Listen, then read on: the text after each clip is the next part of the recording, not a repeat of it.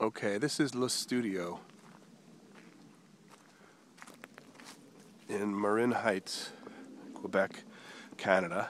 It's October 22nd, 2011. This is my second trip back here.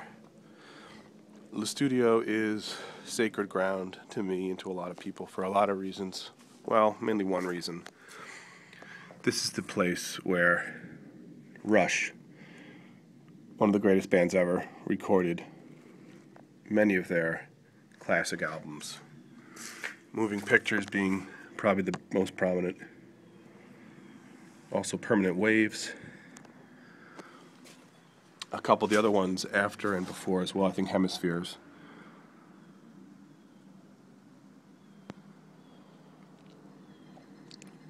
But as I say, it really is sacred ground, kind of like, as you can see, the staggering level of disrepair it's in.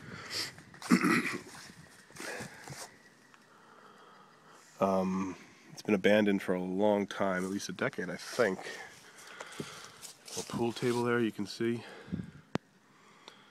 Came back for a couple of reasons, mainly because I was here a couple months ago and I really screwed up the video I was trying to make at that time because I was recording it in portrait instead of landscape.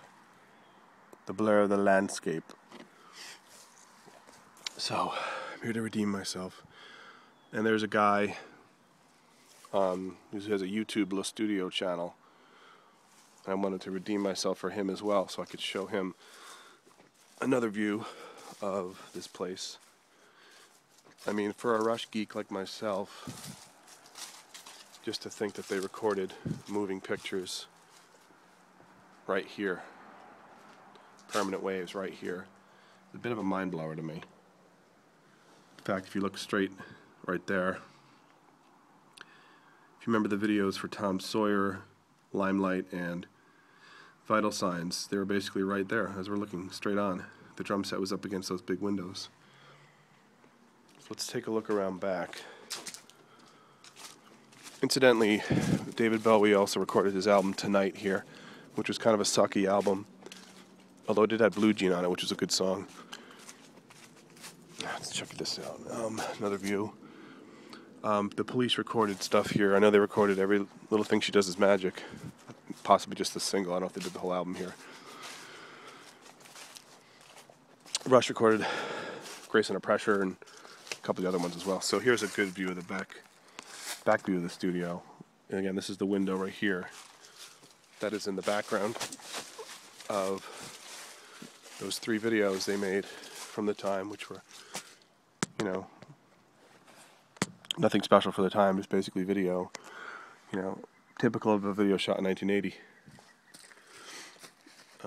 Here's a beautiful backyard.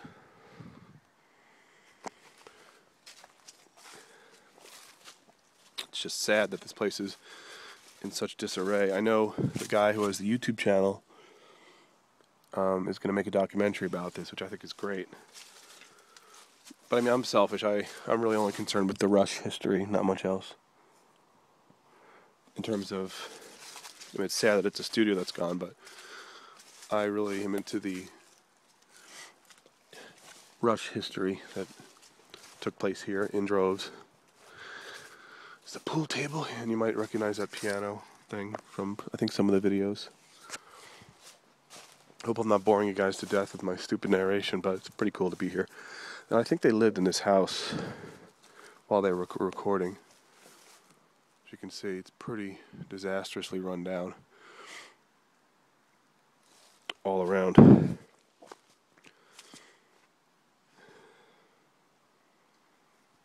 So that's pretty much it. Again, this is a pretty classic view straight on right here.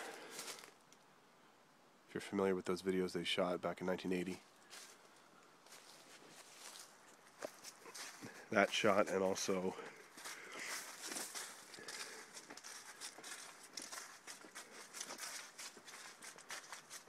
this shot back here. I mean, right through this window is where Neil's drum set was set up right there. And That's pretty much where the band played right there, and you can see straight ahead there's a studio. That's probably where the actual equipment was set up, the recording equipment. Just blows my mind to think that right there, you know, someone pushed record and the boys there recorded Tom Sawyer and YYZ and Red Barchetta and Spirit of Radio and Jacob's Ladder and all those other amazing songs they did. So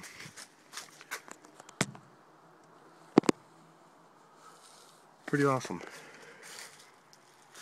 Blah. There's a sinkhole. I actually just fell in that one earlier. Let's see.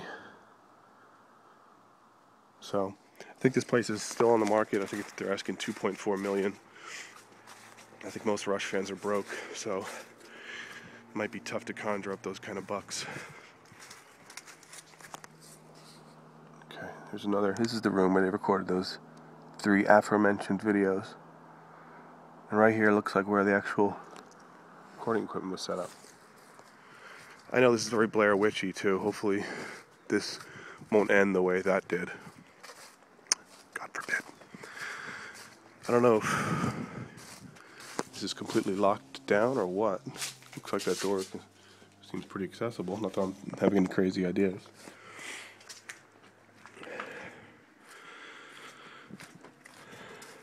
Again, this is another sort of classic shot here.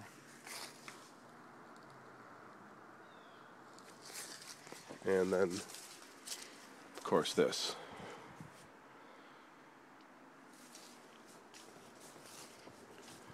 So I'm going to submit this video to the guy on YouTube who's got the Le Studio Rush channel. Maybe he can do something with it. If not, it's just cool to get another person's perspective of what this place is unfortunately turned into. Looks like this is the front door here. I'm very perceptive that way.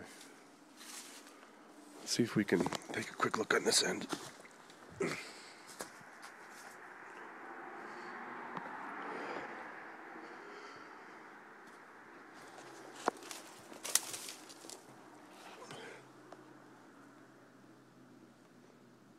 There's a table and chair with a woman's jacket just sitting on it. This is sort of like that Paranormal 3 video too. I don't want it to turn out the same way. So I guess that's about it. Let's see if we can get another good view through here. Oh, okay, over here, I think that's where the old Le Studio sign used to be. Right there. In that general area. Like a reception area. There's a desk straight ahead if you can see it. Maybe not. So that's it.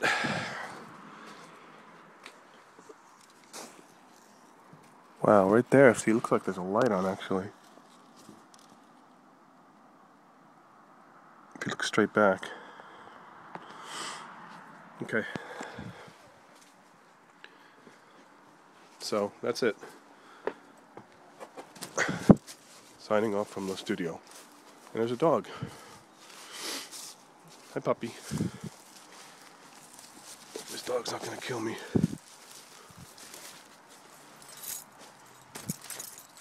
Oh, puppy.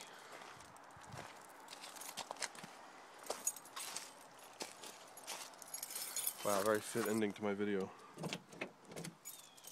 Bye, pup. Signing off from the studio. Bye-bye.